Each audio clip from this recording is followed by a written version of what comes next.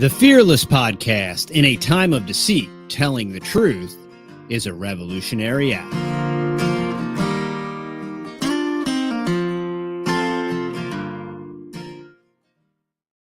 All right, y'all, welcome back to the Fearless Podcast. This is episode 33. Episode 33. Do you have my what do you think of the new intro? It's very it's very calming. I like it. Yeah, I like it. It's I know less elevatory. You really hated the last one, so I kind of disliked it. I liked their old. I'm kind of like, I don't like change. See, yeah, I wasn't. I liked it at the start, but then I kind of got old for me. Okay, well, yeah, I like switch it up, man. Spice it up. Yeah. So anyway,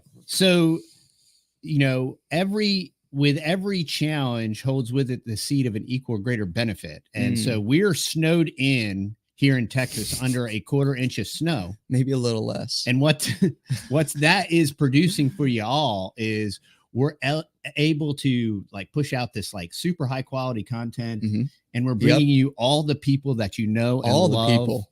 And if you don't know and love them, you will. I am super pumped. Now, we've been working on this for a while.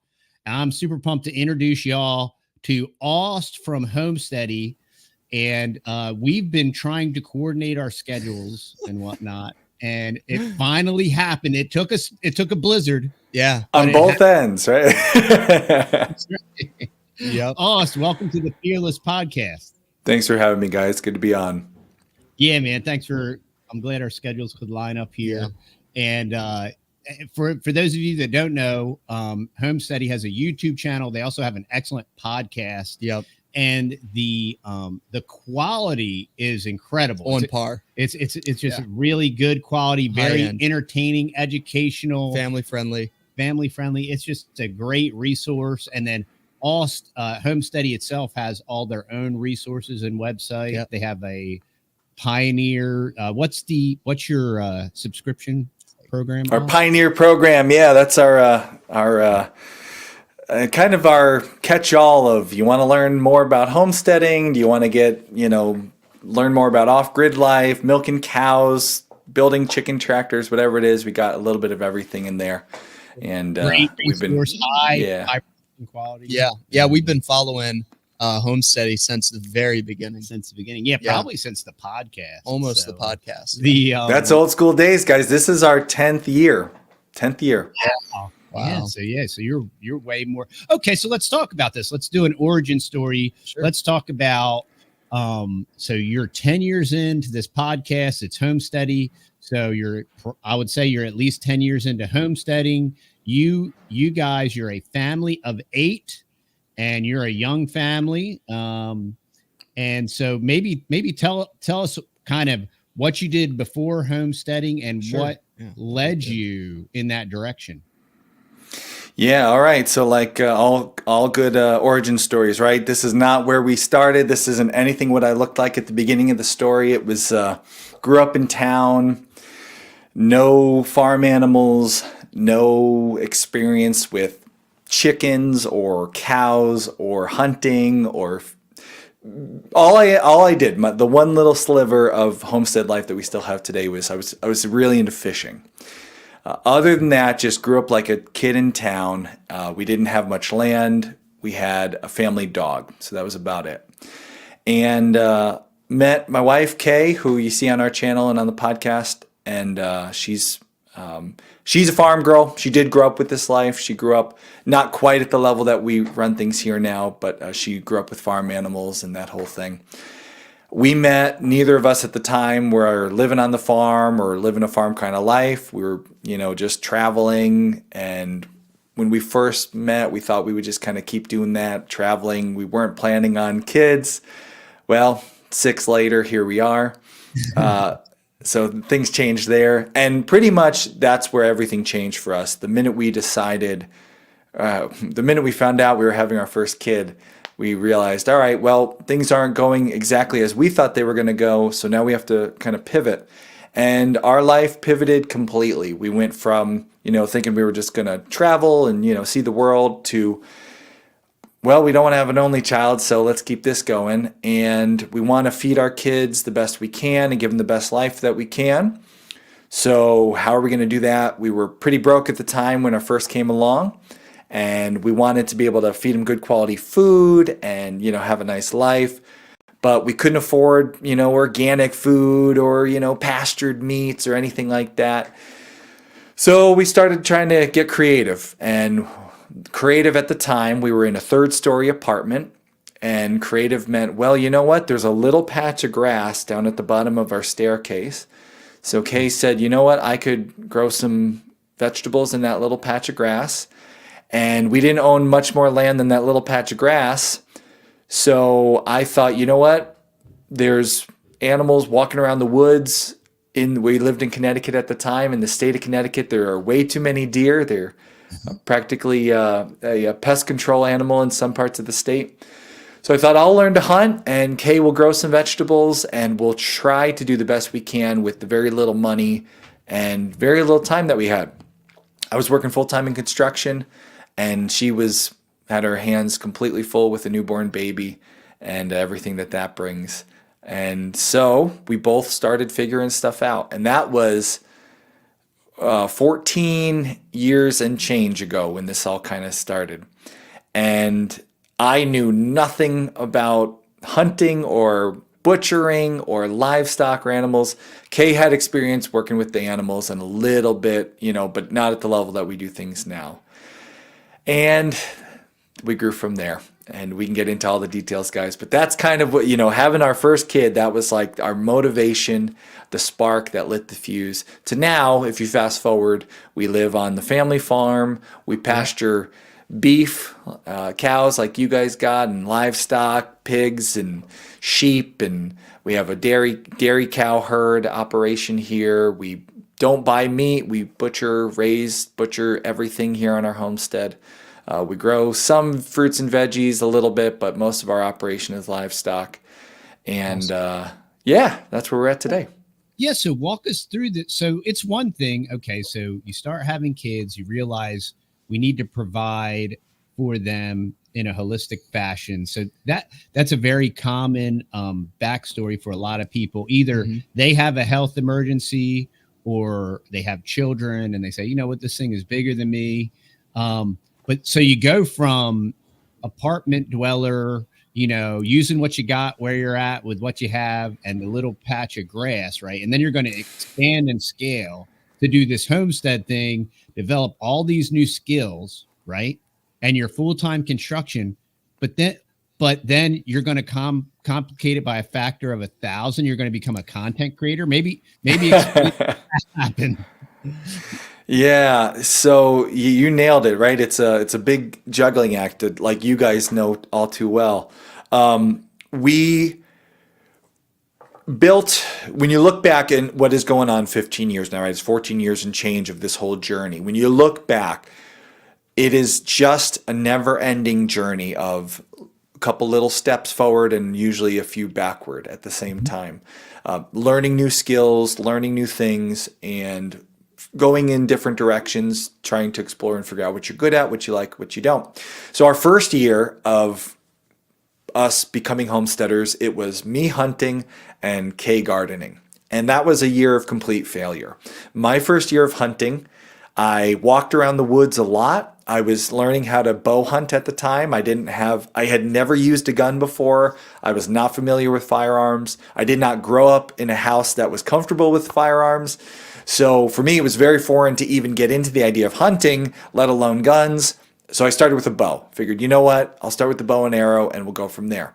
So I walked around the woods with a bow and arrow in my hand. I scared a ton of animals, never even got a shot off at anything, but I learned a lot.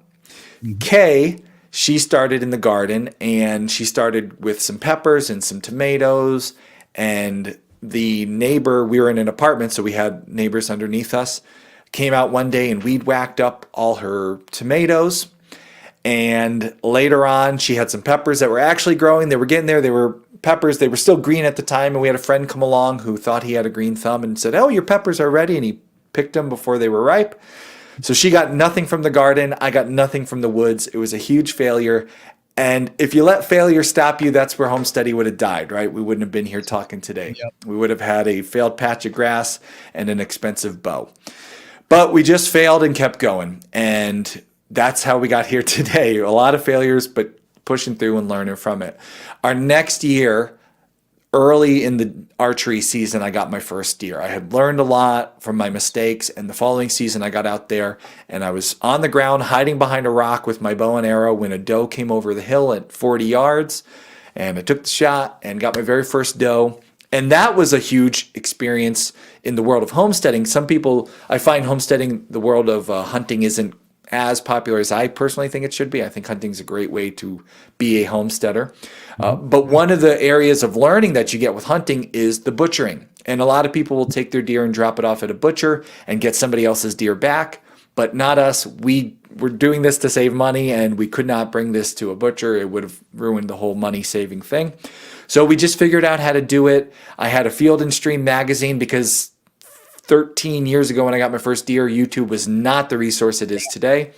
I had a Field and Stream article in one hand, and it was sprinkling that day, and I was outside in the rain hiding underneath a tarp with my Field and Stream magazine in one hand and a fillet knife in the other, and I was just like, all right, start at the spine and go down. Okay, here we go.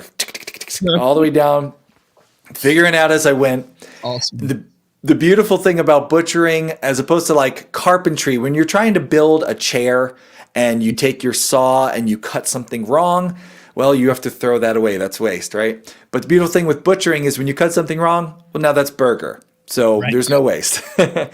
So I just learned as we went. I figured out with that Field and Stream article how to get through our first deer, and it wasn't perfect, but we got a lot of burger, so that was good. And we brought it inside, and we learned how to make burger, and we learned how to make sausage, and we learned how to vacuum seal product. And at the same time, Kay's garden the next year did a little better. So we had some tomatoes, and we had some salad and some peppers.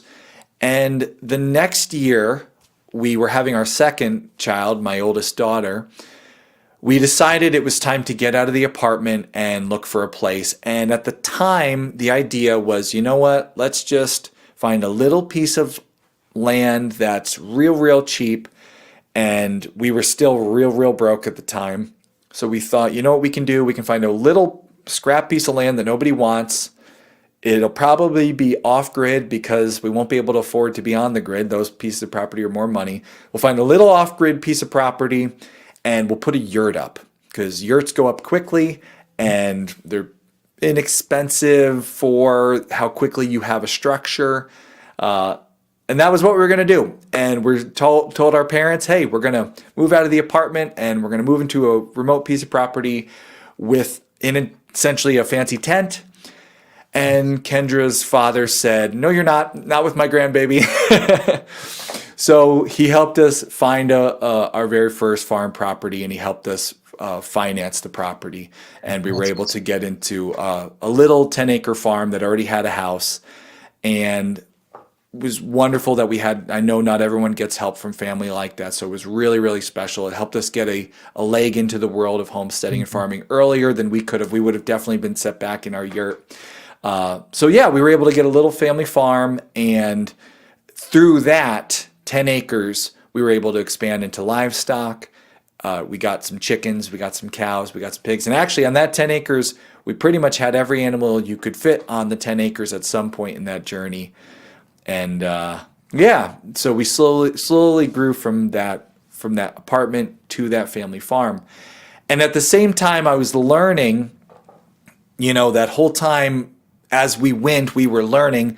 A lot of the learning I was getting was from podcasts because I had a construction job and I had to drive to work every day. I couldn't watch YouTube. And again, YouTube wasn't even as big as it is today. So I would drive into work. I had a lot of times a 2-hour commute, and I was trying to teach myself how to be a farmer, how to start a business as a farm. We wanted to start a little farm business. And so as I would drive, I would find these podcasts to listen to. And this goes way back. If you recognize these podcasts, then you guys probably will. There was Tim and Liz. Did you guys ever listen to Tim and Liz? No. Maybe once, yeah. Okay. So Tim and Liz from the Farm Dreams podcast, they were one of the very first farm podcasts that I stumbled across that I started listening to. There was another one, Hunt, Gather, Grow. I don't remember who hosted Hunt, Gather, Grow. But that was a good, helpful podcast. Very low production, not a lot of, at the time, podcasts for farming, just finding one was a big deal. So there wasn't like a lot of fancy production. It wasn't a big thing, podcasting at the time. But I would listen to these guys, hear their stories. And then I also listened to some business podcasts, some marketing podcasts to learn about how to grow a business. And I just loved podcasts. And then I also would listen to NPR podcasts. I thought, I would learn about homesteading, and then I would learn about business. And then my brain would get so fried and full that I would just listen to something like, at the time I would listen to Radio Lab. Because Radio Lab at the time was a very interesting science-y podcast, and they had all kinds of cool sound effects and very high production quality. And I would learn something about science, something new. And so I would listen to the three different kinds of shows, and I really nerded out on podcasting. I would tell all my friends, hey, have you ever heard of podcasts? Oh, podcasts are really cool. Oh, man, it's like a radio show on your phone. And again, this is 14, 13 years ago, podcasting. It was before Joe Rogan had a show. It's just a new thing at the time. So I kind of thought this would be a fun thing to do. I grew up in high school really into video and audio production. You can see the guitar behind me. I actually had a music recording studio. That's how I met Kay, my wife. We worked together on a music project, and the rest is history, as they say. So I was always into audio video work, and I thought I would like to make a podcast. That would be a cool thing, and we could talk about what we're doing on our farm. And I pitched the idea to Kay, and she was like, no, that sounds like too much work. We got the farm to do. We got the animals and the livestock. We can't do another thing. And so I'm a guy who likes new ideas, and I get bored easy. A couple months went by, and I started thinking about running a food truck. I was like, oh, you know what? We're growing all this meat. What if we started a food truck? And my mom, she loves to cook, and she was looking to do something at the time. I was like, what if we started a food truck with my mom? And Kay said, what if you started that podcast? So we went back to the podcast idea. And that's how Homesteady started. That's hilarious. And that Homesteady started how long ago? So Homesteady, this is our 10th year. We started in 2014. May 2014, the very first episode of the Homesteady podcast was launched. And at the time, we had been at our farm. I want to say we'd been at the farm for a couple years at that point. So we had gone from just having chickens in the backyard and me being a hunter to chickens and pigs and goats. And the podcast in the early days was really learn as we learn, right? Join us as we learn. We were not experts in anything agricultural at all. We made lots of mistakes. But at the time, as I told you guys, I like to listen to these other podcasts like Radio Lab and these other things where they would go and interview people. And so what I thought was, what if we took our podcast, because we're not experts, what if we go and interview people about these things? What if we ask experts? Because if you know anything about working with farmers, right, you guys probably bump shoulders with a lot of farmers. Most farmers, especially the old school ones who are good at it, quiet, right, not really social media types like you see today, but wealth of knowledge. Yeah. So it's like, what if we could get these guys who don't want to, they hardly want to talk to you at all. I'm an extrovert. I like taking a hard nut to crack, break it right open. I like trying to, get people to share their stories and teach the things they've learned over the years, the life lessons. What if we found these people and we went to them and we interviewed them and shared that with our audience? Because I like to tell stories and I like this podcasting thing. So we started doing that. We started going and finding experts in, chickens and experts about cows and experts about goats, people who didn't have social media accounts and never would have wound up on YouTube, but had just really good information to share. And we were not afraid to ask the questions because we were brand new. And then I could spend my time being an audio video producer, making it sound different and sound cool. And when we launched the podcast, the idea was I wanted to make an NPR quality podcast, something that could be played on National Public Radio, I wanted to make something that was that quality, but for the world of agriculture. So our podcast, episode 1, had music and sound effects and interviews and guests. And we spent a month building this one episode.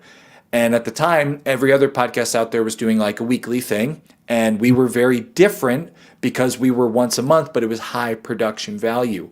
And we did that for a couple years.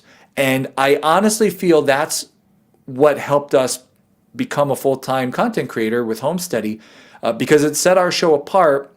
We wound up on the front page of iTunes, featured, new and noteworthy, right next to, on one side was a podcast featuring Oprah Winfrey, and another one, Bill Clinton, and us right in the middle. And it was on the front page of iTunes. Oprah status. Just for 2 weeks. But hey, you take those 2 weeks and you use them as you got them, right? Me and Oprah. I'd rather bump shoulders with Oprah than, Bill on the other side. But there it is what it is. So there we were on the front page of iTunes, and we got a lot of new listeners and a lot of traction. And at around the same time, we started doing YouTube, and we were able to tell people, hey, by the way, check out our YouTube channel.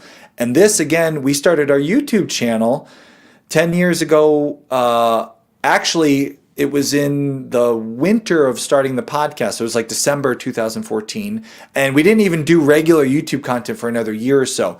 But because we had the podcast, we told people, hey, go check out, we have an extra video up. If we did an episode about fishing, we'd throw a fishing video up. If we did an episode about goats, we'd throw a goat video up.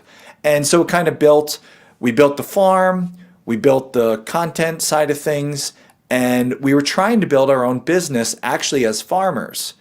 And as you guys know, that's a really hard way to make a living, right? Trying to make a living off of the product, off of pork, chicken. That was our idea at the time, pork and chicken.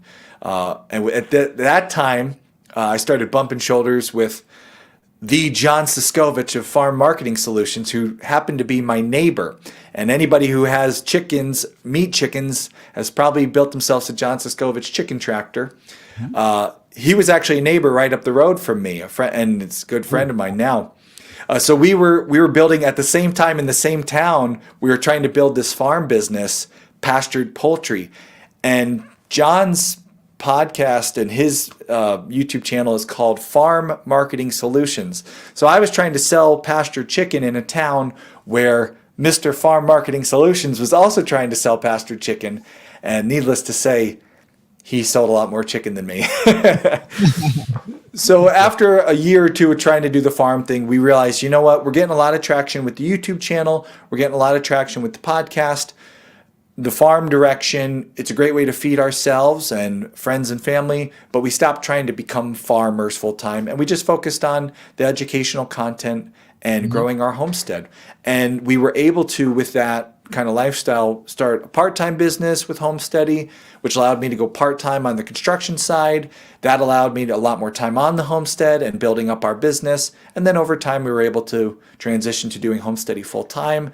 And now today, that's all that we do, is we run the business, which if you're new to Homesteady, if you don't know what we do, we really pride ourselves on being an educational channel. We really try to focus on education and helpful content.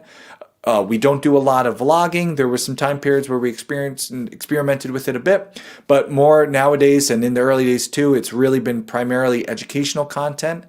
And always through our experiences, the things we're learning, we're never afraid to tell you when we're learning something new. We'll share the failures, we'll share the learnings, and we're not afraid to ask questions of experts who are better than us. And we've been very, very fortunate over time to work hard on this Homesteady channel and our homestead at the same time, homeschool our kids, build the business together as a couple. And we're fortunate we get to spend every day on the family farm with our animals, our kids, me and my wife. It's honestly, it's just a wonderful life. And it took a long time to build. And like I said at the beginning, a lot of mistakes were made, and it does not happen overnight. But anybody looking to make a big change, it's going to take a long time and a lot of work, and 100%, 110%, as you guys know, worth doing. So, it's hard, but it's worth doing, and everybody's path will look a little bit different, but start now. What would you say from starting your social as a content creator to going full time? How long did that take you? We started homesteading in 14, and it was 2 years before I even made a dime. 2 years of producing content before I monetized anything. As I mentioned, it was a hobby of mine, right? Recording music, editing videos, editing music. It's something I had done since I was a kid in high school. It's fun. I like telling stories. I like adding sound effects and music and bringing something to life and sharing a story and inspiring people. And I like making an audience laugh. I like making an audience cry. I like to share this, this whole storytelling thing. It's something I'm really into. So for 2 years, we did it just for fun, just because we wanted to. And we saw the traction was there. So there was always the thought that, oh, maybe this could be something. But for a while, it was just for fun. After 2 years, we decided, you know what, let's try to actually make something from this. It'll help pay for the time spent, because it was hours. My schedule when we were early days, so we had just moved to the farm, our 10-acre farm in Connecticut. We were trying to start a farm business, so we had chickens and pigs. We were doing pastured pork, pastured poultry. We were teaching classes from our homestead about how to butcher, how to work with goats, how to work with chickens. So we were doing all the agricultural stuff. We were starting this homesteady podcast and then the YouTube channel and growing that. And I had a construction job and at the time 2, 3, 4 kids as we grew as a family. So everything that comes along with, having a lot of kids too. And Kay was doing the homeschooling. So, it was a lot of juggling, right? We thought, you know what?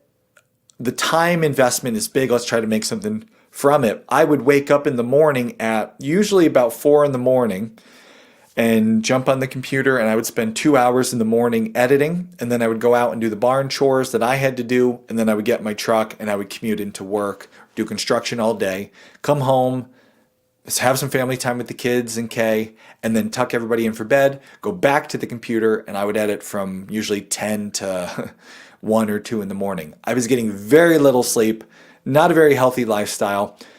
But we realized that with the traction the show was getting, we could turn it into something, and then I could take time off to do it if we were able to make some money from it. So we shifted. We started the Pioneer program, which we talked about a little bit at the beginning there, which was basically we saw everybody was doing Patreon, and I didn't like the idea of putting my business in the hands of some platform.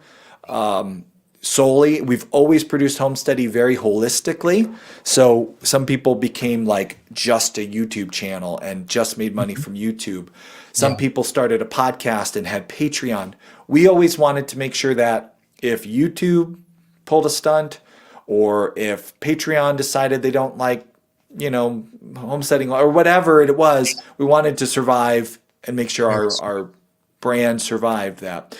So what we did was we created our own membership program, and our own website, and you could join up, and what that got you was in-depth educational content about homesteading. Again, not with us teaching at the time because we were just learning, but what it would get you is we'd go to a farm and we would spend 2 hours on that farm grilling. If we were at a family dairy, we would grill them with all the questions we had, just 2 hours worth of, how do you handle the milk? How do you process it? How do you clean it? Nobody wanted to watch a 2-hour video on YouTube at the time. So we would edit that down to a really fun 25-minute, vlog or, 25-minute video. But there would still be 2 hours worth of educational stuff that got cut. And that would wind up over for those who really wanted to learn more about the homesteading lifestyle. They could dive into it on the website. So we built that Pioneer library up and we launched it. And our first month, we got a whopping 10 Pioneers at $3 a month. So we had $30 coming in from the show. Our first $30. There you go. And you just grow from there, right? It wasn't long after that we were able to monetize the YouTube channel. And I had not realized our YouTube channel was eligible for monetization for a couple months, and I just didn't know. So I flicked that switch on, and instantly we got a check for $900, which was like, whoa, that's huge. Wow. But that had been like 6 months that I didn't realize we were eligible. So then the next month we made like, $75. But you just grow. You grow over time. And I say a lot, it's like with homesteading, we understand this concept with homesteading. And sometimes we forget this with our life. and what we expect in our lives. With homesteading, you plant an apple tree. And if you do it the wrong way, you take a little teeny tiny apple seed and you put that in the ground and you wait 5 or 10 years before you even see any fruit, right? If you do it the right way, you take an apple, a little starter that's been grafted onto good rootstock. And even then, with a 1 year or 2 year old apple tree, you put that in the ground, you still have to wait 5, 6, 7 years before you start to see fruit. And it doesn't peak for another 5 or 6 years, depending on if it's a dwarf or a bigger tree, right?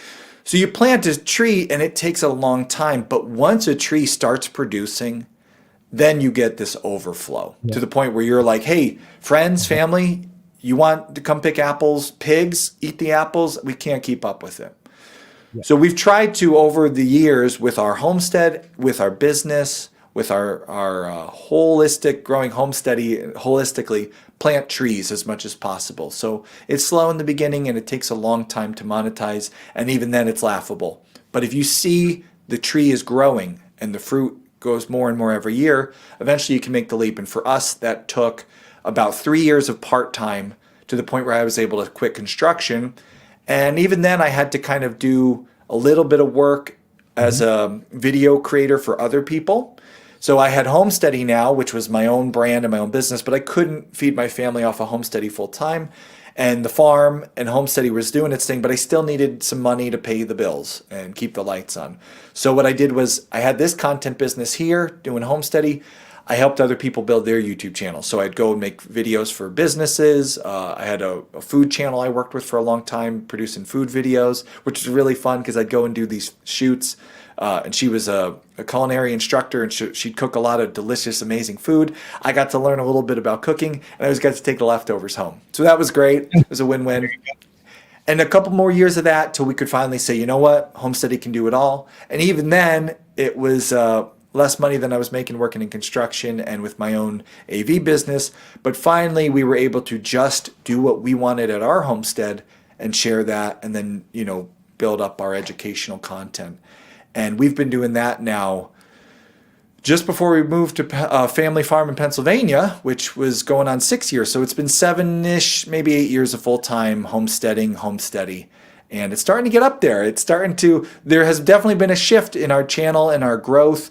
We used to never teach anything. It was all learning and all learn along with us, and we'll ask the questions. Now we finally figured out how to do some stuff pretty good. And, hi, buddy. It's been 6 years since you moved to Pennsylvania.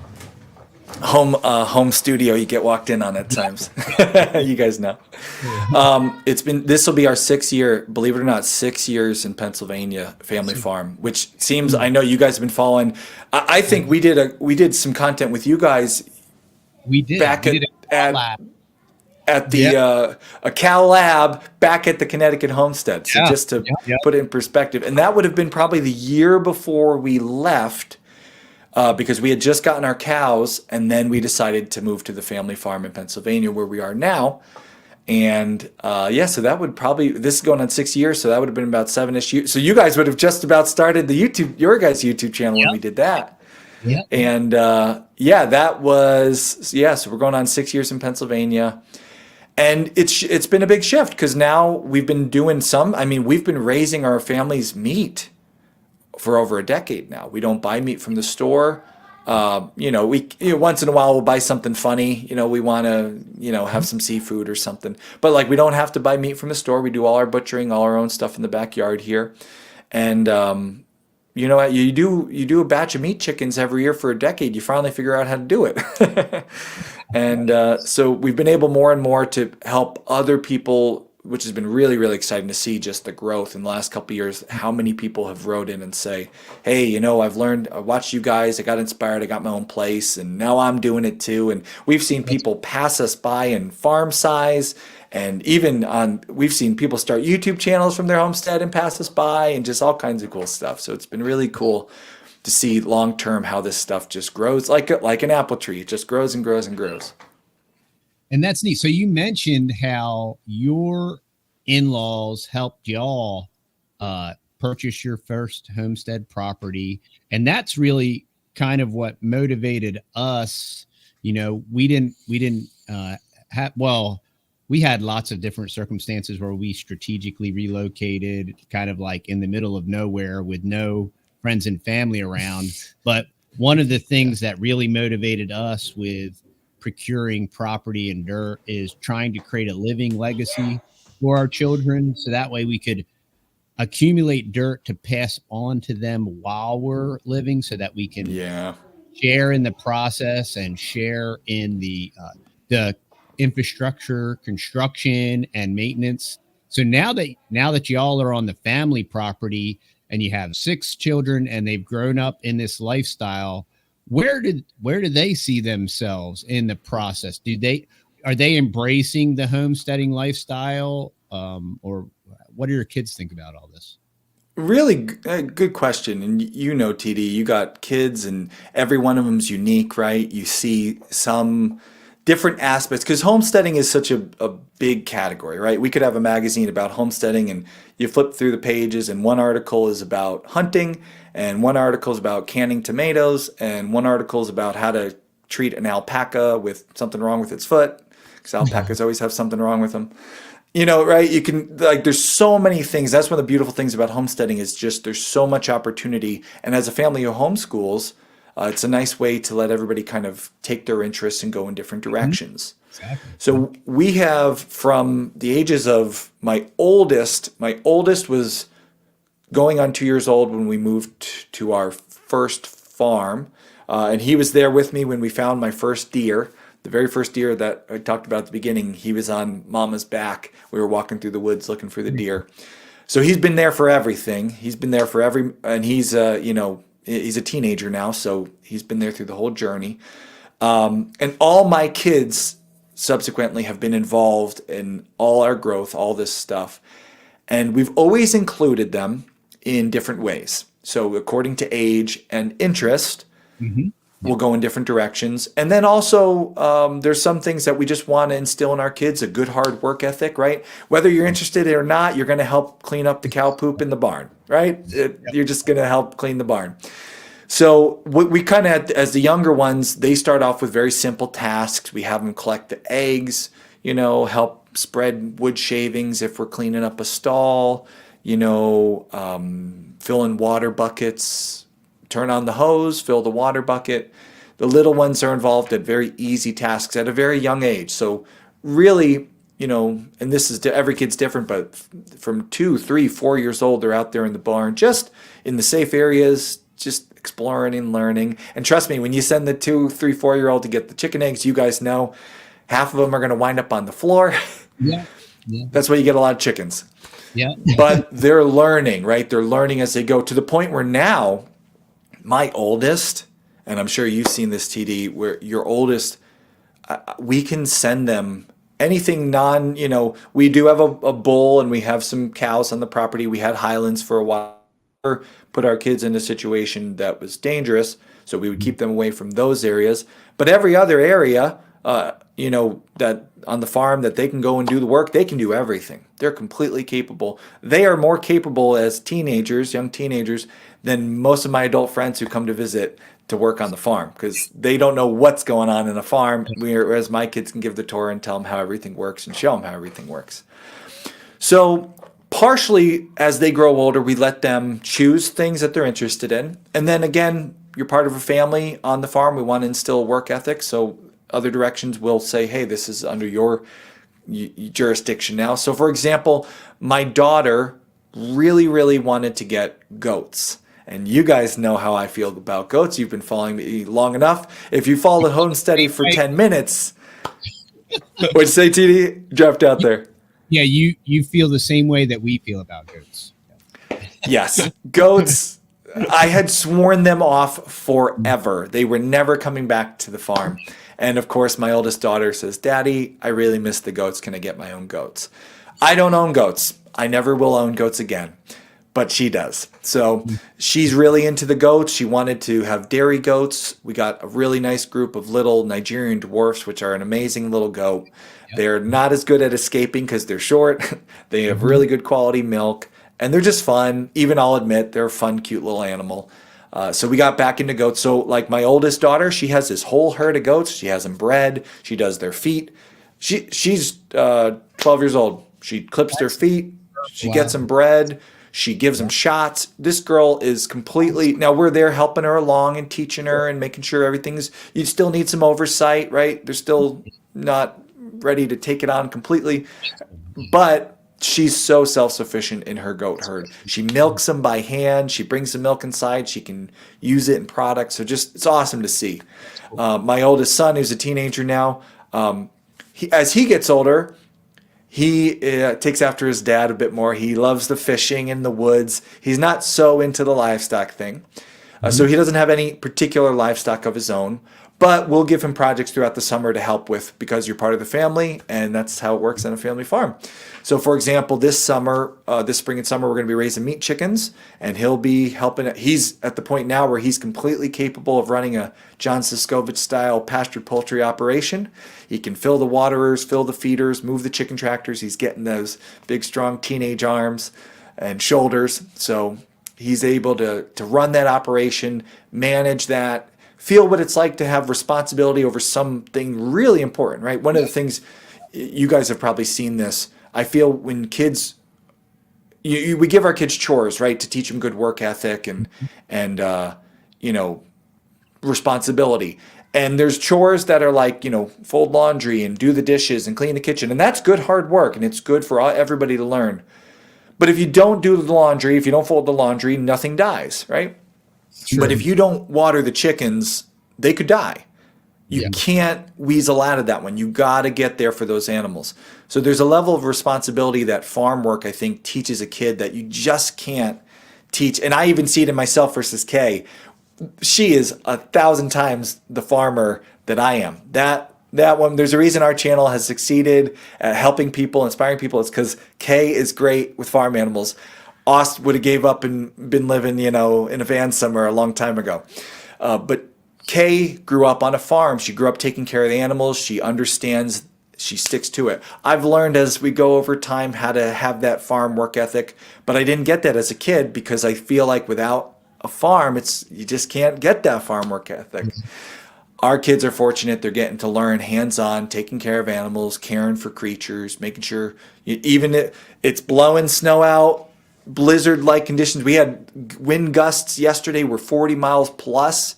Wow. Got to go out and take care of the animals, right? Yeah. You can't sit inside and be cozy for the day. So you just learn real hard responsibility. And as they get older, we've told them, every kid, my oldest are getting closer and closer to needing a car, and they're not there yet, but the time will come. Yeah. So we've opened the possibility to them and said, hey, we have this family farm. We're really fortunate. We don't own the family farm here. We talked about when we moved to Pennsylvania, we're managing a piece of what is owned by a whole generation, which, as you talked about, TD, it's really a special thing if a family is able to keep that, right? A piece of dirt in the family for generations. It's really a special thing. And this family farm, our kids are the 5th generation to work this family farm. So really special. And I know not everybody has that opportunity. We're very, very fortunate. It's 100 beautiful acres of farmland in Pennsylvania. It used to be hay fields, and it's good ground, good dirt. So we've told them, hey, you're going to need your first job. You can go work as a clerk. You can ring, items down. That teaches good stuff too, right? Yeah. Your first job, no matter how dead end it might feel, you got to show up for your boss. You got to learn to be yelled at by your manager. All that stuff is good. So I'm not knocking that at all. But if my kids want to, as they get to that point where they need that, we're happy to enable in whatever ways we can. If it's a little pastured goat operation that now becomes monetized, if it's a little, we've started a herd of sheep. We really love lamb in this house. It's one of our favorite meals. So we got a little sheep herd that we've been growing. I'd love to give that to one of my kids to just take and manage and say, listen, I'm going to take my cut of lambs every year to fill the freezer, but you can sell the others and, make some money from that. We've done the pastured chickens. They know how that operation works. I'm happy to see that. So as they get older, they can choose to go work in town. They can go choose to work. Their grandfathers have businesses in construction and, production. They have lots of choices open to them, but we're happy to enable new farmers anytime we can. So Yeah, that's great. And I'm from experience, I'm relatively convinced that the best way, from my experience, the best way to raise children, the only way that you can raise children hard. I grew up very middle class, lower middle, like poor. I didn't know we were poor, until I looked back and realized certain things like, oh, wow, like we really didn't have any money. And, hand-me-down and I went to the government school and all that stuff. And I'm like, well, we kind of really grew up poor. And then where we've had as a married couple, we've had so much abundance, and some of it is from a lot of hard work. Yeah. Some of it is from the printing press and the quantitative easing and everything else. And that's always been a quest and a consideration, is when you have abundance with 2024 postmodern America isn't what it used to be, but there is still an inordinate amount of opportunity. Amazing amount of opportunity. That speaks, I believe, to liberty and lots of different things. Yep. That's a different podcast for a different day. But how do you raise children hard? How do you to instill that work ethic and to instill responsibility? And how do you raise children hard amongst abundance? And I believe that an agrarian agriculture, preferably regenerative agriculture lifestyle, is one answer to that question. Is when you have so much abundance and freedom, how do you raise children hard? You do it on a farm.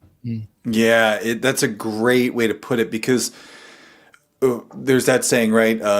I don't remember it off the top of my head, but I butcher sayings, but it's good times, hard times produce good men, and good times produce bad men, something like that. You guys probably heard it.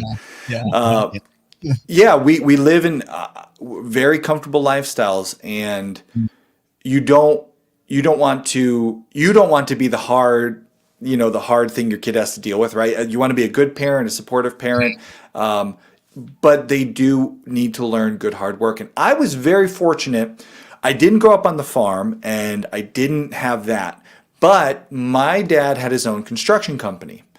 And so at 12 years old, I was able to start working with him. I started with, it's snowing outside right now, I started shoveling snow. And I was getting paid $5 an hour, which I thought was great, because by the end of the night, I could buy myself a new Nintendo video game. If I worked 8 hours, I'd have just enough to get it. And I would shovel snow in the middle of the night with the snow blowing, just shovel the walkways, do the whole lap, go back and start over when I was done. And we'd stop for donuts at Dunkin' Donuts. And, every couple hours I'd get a... Yeah. So it was a good way, although it wasn't farm life, I was fortunate to have that experience. And then as I got a little older, I got to work on the construction site, learn good work, hard work from my dad. He was a kid who grew up working really hard with his father building homes. And so my dad's a good hard worker. I got to work next to him and see that.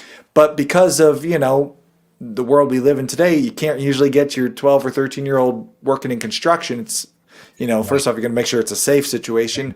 And second, it's pretty much, not professionally, not a lot of opportunity for that. So the experience I had, more and more as time goes on, everyone's kids has less and less chances, less and less opportunities to have that toughness built into them in a healthy way. A farm gives you a healthy toughness.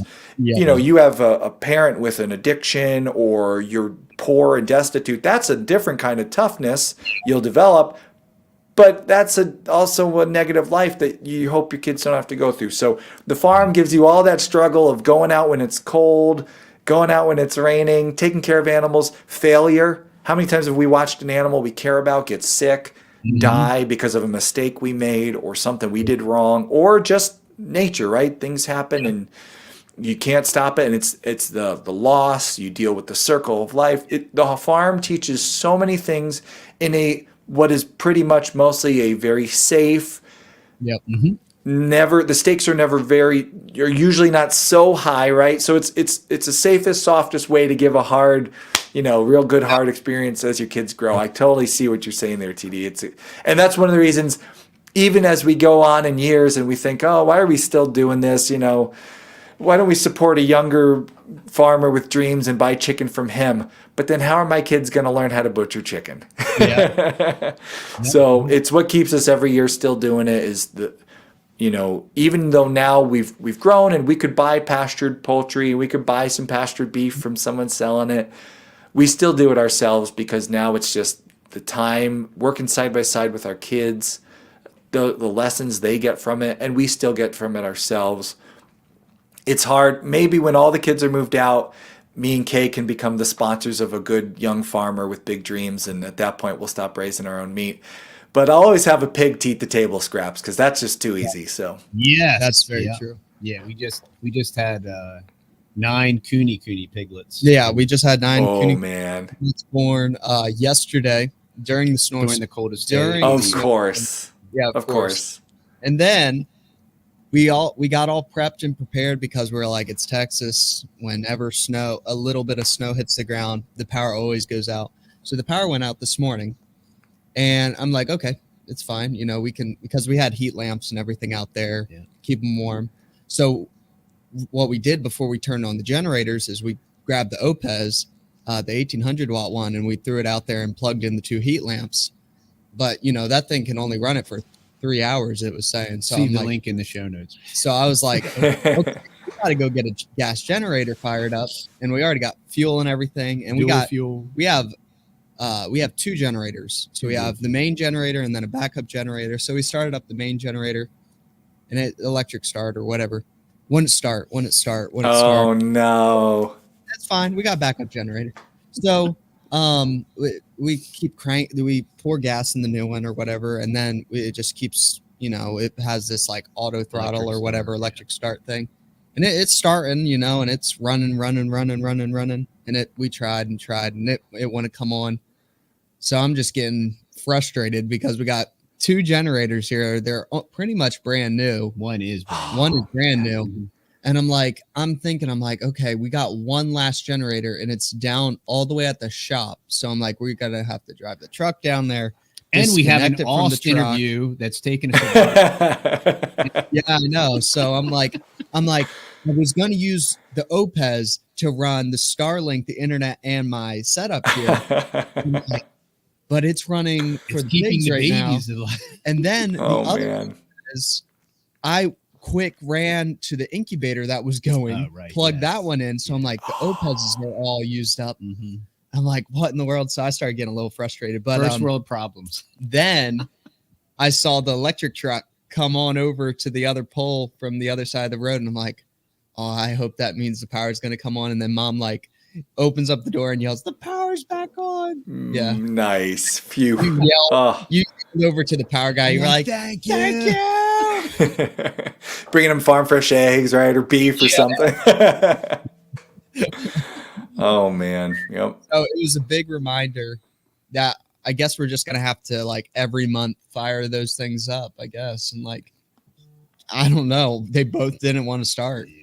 But it was crazy cold, though. It was pretty cold. Yeah, and speaking into this whole tough times build good men, and this abundance that we have and raising the next generation, it's so quintessential for. I mean, hey, I live in America. I'm an American. Yep. This podcast gets a lot of from all over the globe, I know, but it's pretty cool. Yeah.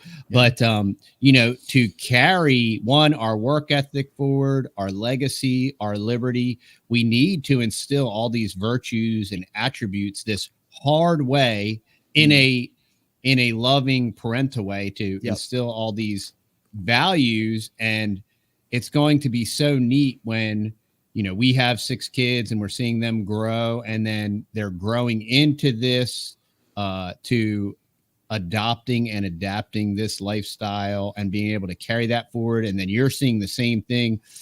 There's no type of corporate carrot or pension match or 401k, anything that can even remotely parallel that.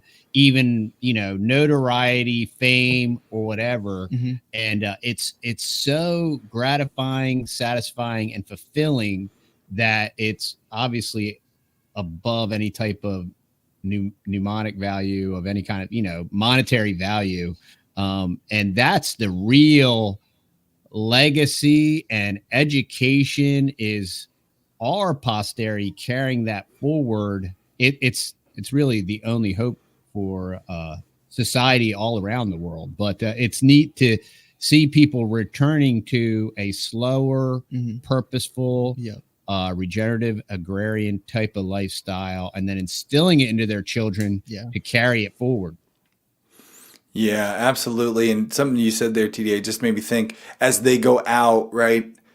They may leave. We have 6 kids, right? There's a good chance someone's going to wind up in the city at some point. Someone's going to wind up off the farm. My oldest already talked about, oh man, I'm going to move out. I'm not going to have any animals to take care of. And they probably will, at least for a time. Kay left the family farm and she went and lived in an apartment. And then we got married and we were in an apartment. But that hard work, that good hard work ethic, those core values, the overcoming trials like you guys had this morning, right? Generator 1, generator 2. In life, generator 1 and generator 2 break all the time. You need generator 3. And that kind of, you know, never say die, that determination that you get on the farm where it's just, you know what, lives are on the line. And when generator 1 and 2 go down, you figure out how to get generator 3 up. That will help our kids and everyone who bumps shoulders with them. That will help them be better prepared for all the crazy stuff. The slogan of our podcast is, the world is a crazy place, but you and me, we can each make it a little better. And that was 14 years ago that we wrote that slogan. The world is a crazy place, but you and me, we can make it a little better, because with all of our kids, everyone we bump shoulders with, getting a bit more self-sufficient, a bit more regenerative, right? It's just everyone who bumps shoulders with them is going to be a bit better off. They're going to be a bit better off on the farm or not. You know, wherever they go, they'll be better prepared. And that, when you start to think beyond your own, you're now thinking of your kids, and they're taking the torch wherever it goes. Mm-hmm. Yeah, they might not have goats to care for, but they'll have something to care for, and they'll know how to do it when it gets hard. They'll be able to push through because of that farm life, because it always gets hard. Speaking of generators and craziness, your newest venture is into this off-grid lifestyle. So maybe you could dive into that just for a couple minutes. Yeah. I'm loving this new segment and this off-grid stuff, and your crazy venture to Alaska, which was very daring. And I highly encourage everyone to follow this along, because this was serious. It was serious. Yeah, we are, I said back at the beginning, we were both, Kay and I, when we first met, were people who loved travel. We loved adventure, and we're never afraid. Before we had kids, we did some crazy, South America, riding boats up the Amazon River, flying planes into the bush. Like, we loved I spent some nights sleeping in a hammock in Jaguar country. Just loved that kind of stuff. It was just really fun adventures. And as we had a family and little babies, that slowed a lot. You don't want to sleep in Jaguar country in a hammock when you got little babies. But we've always had this sense of adventure. And one thing we do on our channel and in our homestead, Kay and I both, we are not people who funny enough, as someone she loves her milk cows, we don't love doing the same thing every day. We don't, just want to care for the chickens and the cows every day for our whole life. We like to try new things. And you guys have watched us a long time. So every livestock you can imagine on a farm, and a few you can't, have been here. Camels, anybody, right? We've tried all kinds of crazy stuff. Haven't even seen it on the channel yet. We now have a water buffalo out back here, so we're always trying something new. We like to learn. We love learning. And one of the biggest things we've done all these years on our channel is we learn along with us. And as I kind of talked about over the years, we've gotten really good at the meat thing and living off the land and the pasturing the animals. We've had a lot of big success there over time. But we're not afraid to dive in the deep end again of a new area and learn more. And the biggest glaring piece of self-sufficiency all these years, when I look out my window, which is I'm sitting in my office and I can look out my window, the thing I see us missing the most all these years has been energy. Energy production. We are very, now of course the sun grows the grass and we make a lot off the grass. But when it comes to our energy usage, running the lights, all that stuff, we've been very, very dependent. And we do like to be more resilient. We do like to be more self-sufficient. Our goal has never really been 100% self-sufficiency. And the more we dive into that topic and discover, as I think everybody in this lifestyle learns, it's very unattainable, 100% self-sufficiency. Yeah. That's why you form community. That's why you grow, right? You network. Yeah. But we have found over the years, way back when we very first had this dream of a little remote property with a yurt on it, we weren't planning on going off grid back then because we were afraid the grid was going to go down and the world was going to end. We were doing it because off grid seemed like a tool to make our dreams happen. One thing you learn when you're shopping for land is land that has road access, that has a power line run to it, that has sewer. The price tag goes up with every additional utility that's there ready to go. You find a weird little piece of property with no driveway and no power lines and no sewer, it's going to be a lot cheaper to purchase. Yeah. Now, it might not be a lot cheaper to develop, but if you're not afraid to do the work and you can get creative, and more as we see with like these solar panels and the solar generators and wind turbines and water, everything's getting better. It's all getting a little bit better. So more and more it's becoming where you can make a piece of property. And one of the biggest ways you can make it work, we've learned with our recent diving into, we shared on the channel, we started developing a property we're calling Sunny Mountain, is an off-grid property we started working on.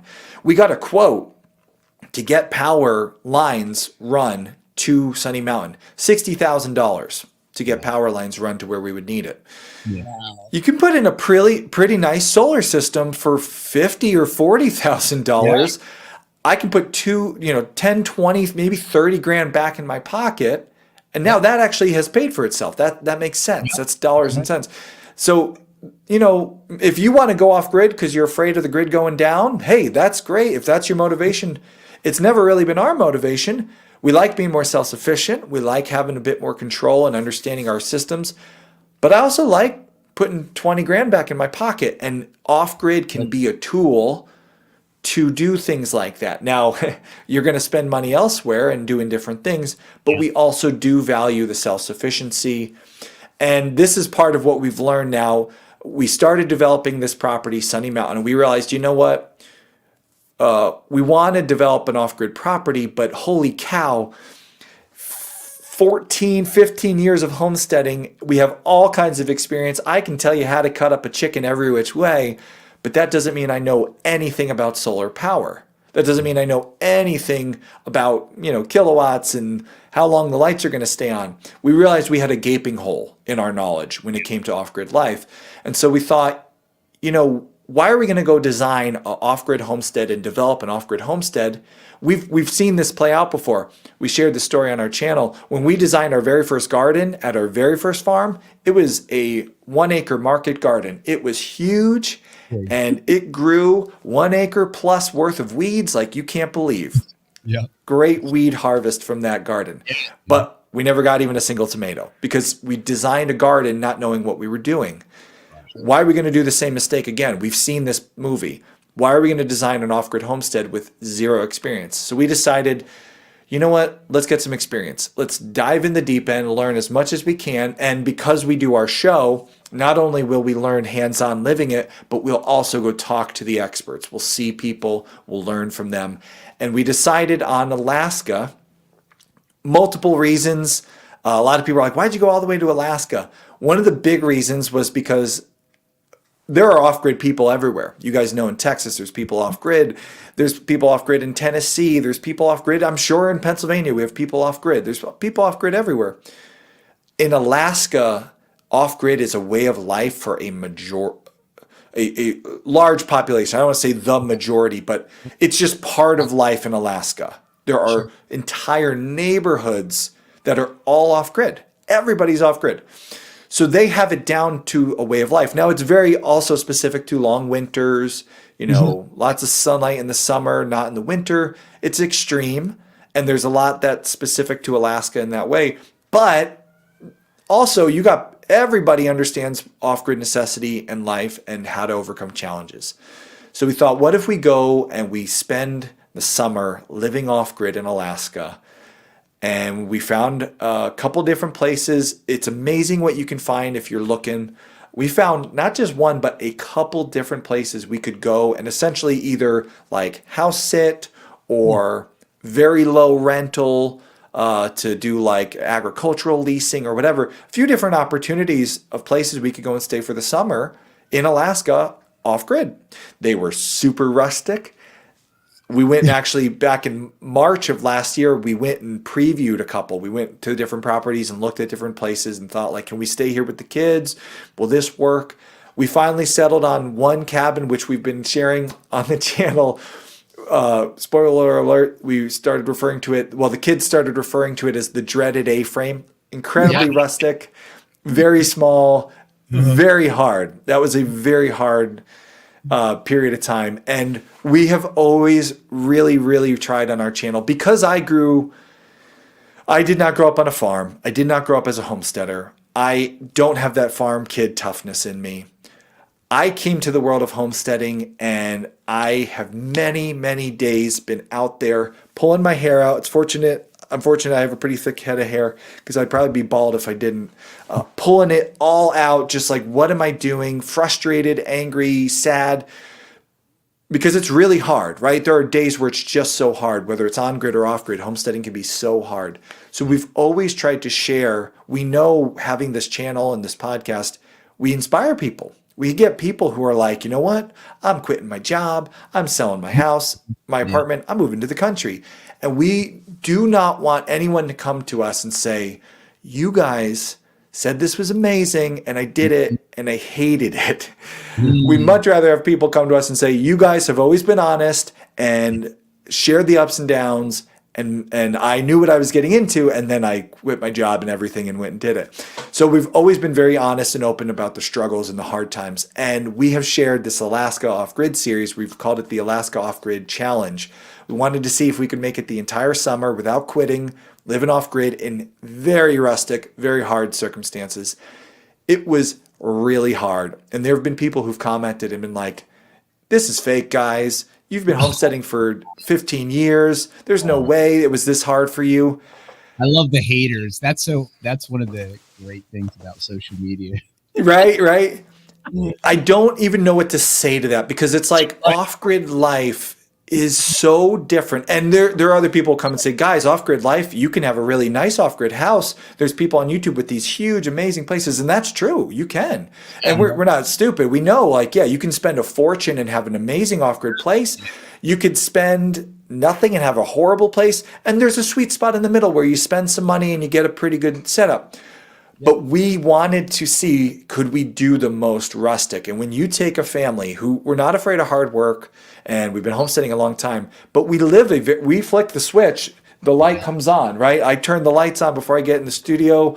I have chest freezers I don't worry about. When it's butcher day, I fire up a meat saw and I push the pigs through the meat saw. Yeah. You take that kind of homesteading and farming and you go so rustic that we're cooking outside in the rain. There's no outhouse.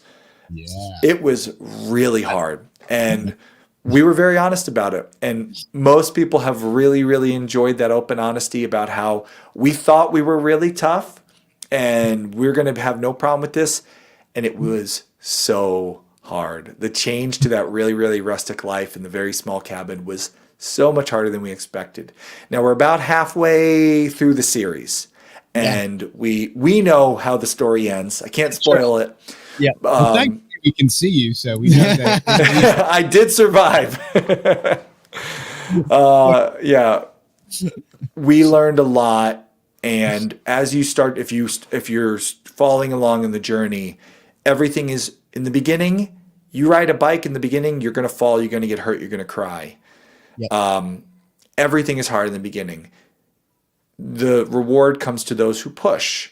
And we learned a lot. There's a shift happening. As you start to watch the next episode or two, you'll start to see there's a shift that happens, and we start to hit a stride. And this is where things get really exciting.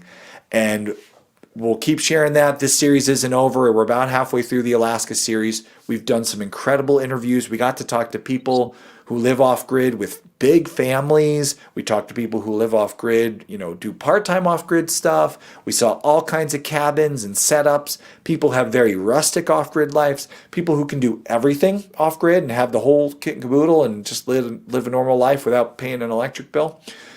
And it was just honestly one of the peak experiences of both of our lives. Kay and I, we got to spend a summer in Alaska with our family in some of the most remote country I've ever been in, where like our nearest neighbor, the nearest other person, took 15 minutes of driving to get to pass a house from our one cabin.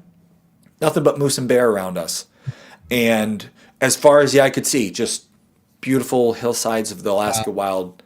And it's an experience that has changed me forever. And, so what's the word? I'll leave you with the hook there. Find out what happens next. The cliffhanger, there it is. But just, it was incredible. I'm looking forward to this because you bring a lot of, real reality and you're very honest, because we've been considering, we want to, the boys have an off-grid shop, and we use a combination of electric generators and a gas generator. And we've been considering solar for a very long time. We have the means to do a solar setup. I may even have a solar sponsor.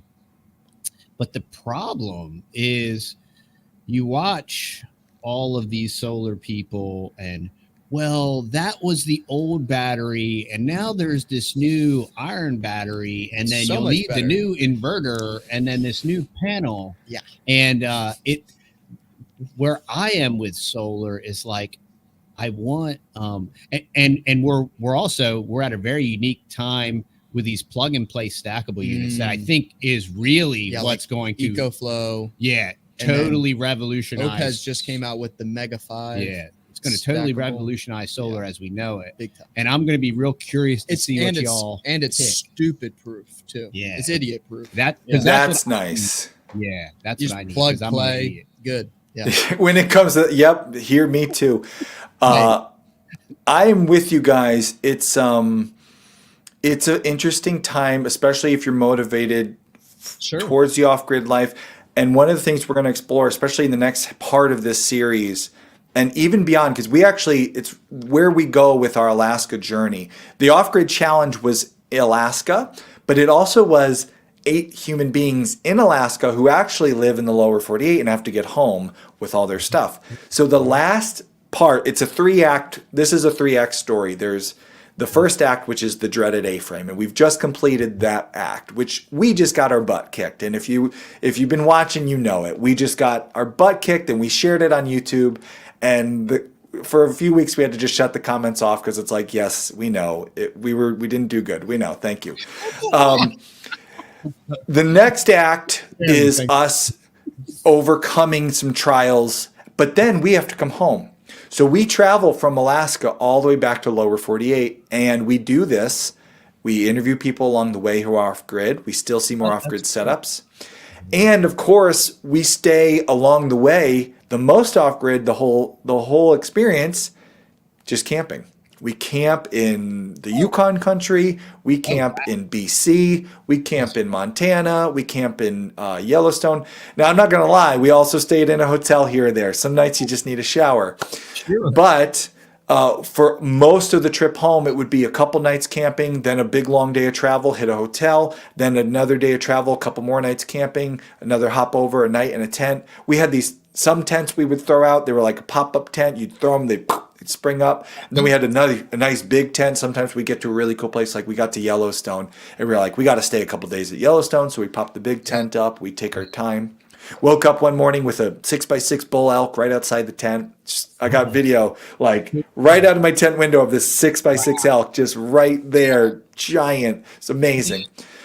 But all along the way, we're still learning and going to see things and talking to people. And one of the big questions that we're going to tackle in this series, one of the big things that we had to come to terms with is when it comes to off-grid, so many people go to that lifestyle because of self-sufficiency and independence.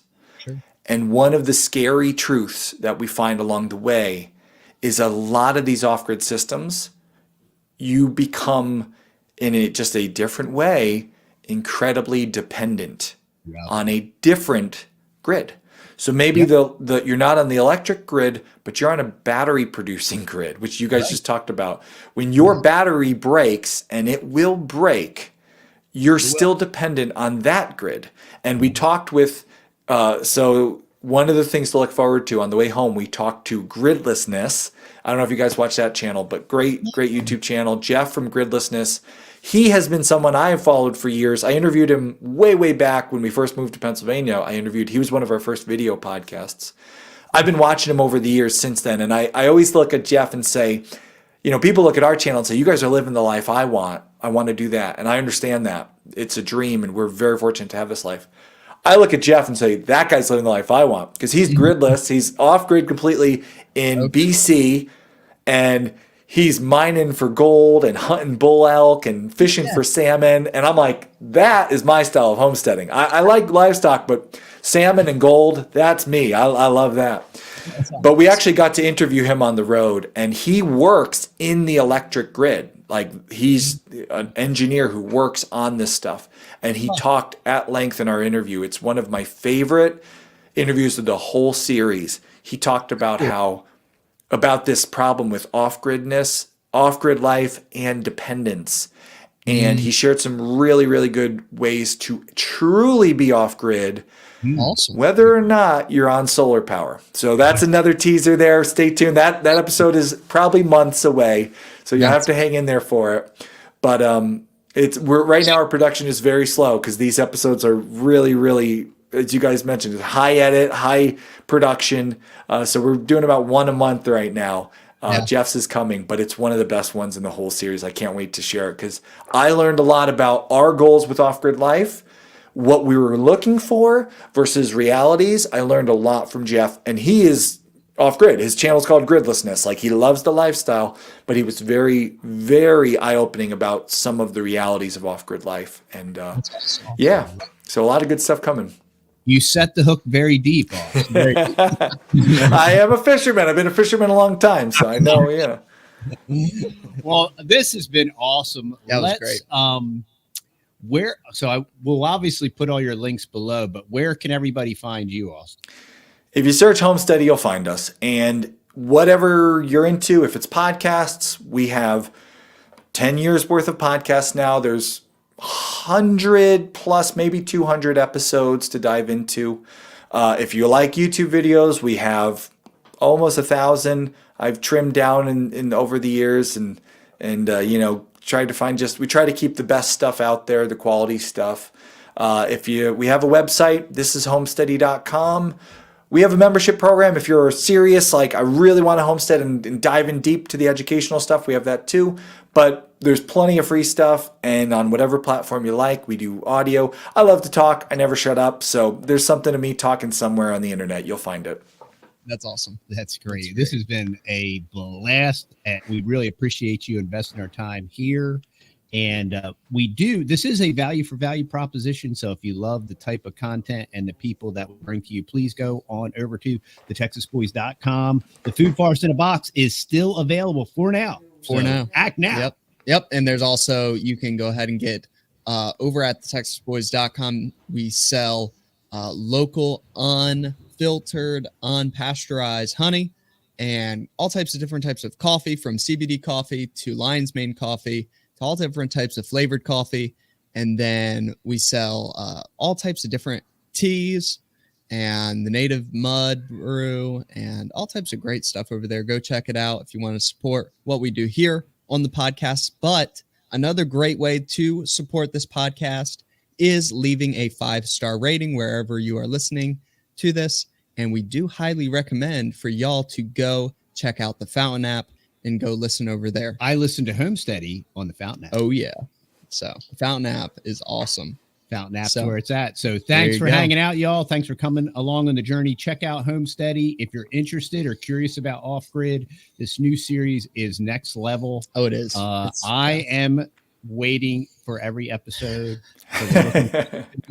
And yeah, thanks so much again, Ost, for your time. Hey, Ost, any closing thoughts? We've talked about a lot, but any closing thoughts? Yeah, okay. So people listen to our shows because they want to do this, right? And we talked about how long, right? You guys have been in this journey a long time. We've been in this journey a long time. And you look at what we have now and you say, oh man, someday, right? Someday happens through a failed garden and, missing deer, right? So our message to everybody always, we try to be inspiring. We try to be honest.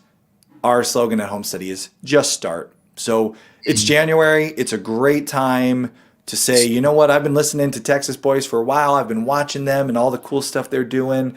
I've been listening to Homesteady, right? I want to do some of this stuff. This year, one thing, make it a failed garden. Your neighbor can weed whack the tomatoes. Just start. I love it. There you go. I love it. And with that, y'all, stay fearless, All right. my friends.